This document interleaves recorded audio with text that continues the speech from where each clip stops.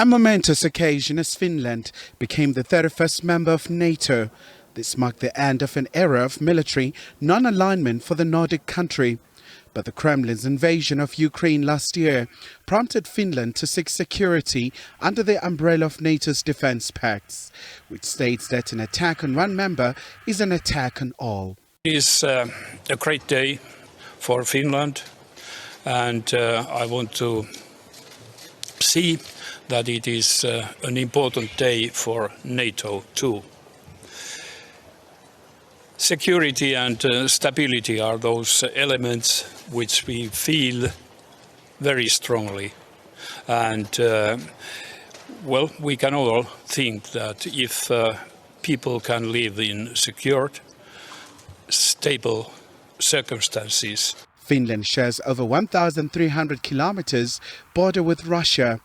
Helsinki is bringing well-trained military into NATO. Russia says Helsinki's move to join NATO is an encroachment on Russia's security. The enlargement of NATO is a threat to Russia's security and its national interests. We've talked about this. That's how we see this. And of course, it makes us take countermeasures to provide for our own security, tactically and strategically. It's also been a very busy period for South Africa, as a number of international envoys have been meeting with President Cyril Ramaphosa. Finnish President Sauli Niinisto and President Ramaphosa will meet next week to focus on security and bilateral relations between Finland and South Africa. This visit is not an isolated one. It comes as part of quite a busy diplomatic calendar for South Africa, where we've also recently received the foreign minister from Norway.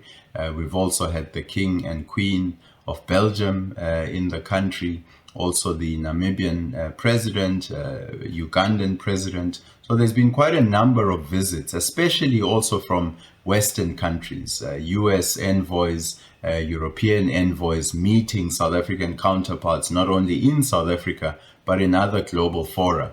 And besides deepening bilateral relations, on the agenda has also been the escalating situation in Ukraine and sharing notes on how to essentially bring this conflict to an end. Dr. Mtembu says the Finnish will use the state visit to share with South Africa its security challenges. This visit again will be an opportunity for Finland to try and explain to South Africa why it has joined NATO, departing from many years of neutrality. And I think South Africa will certainly want to understand some of the thinking behind Finland joining a military alliance and departing from its traditional position.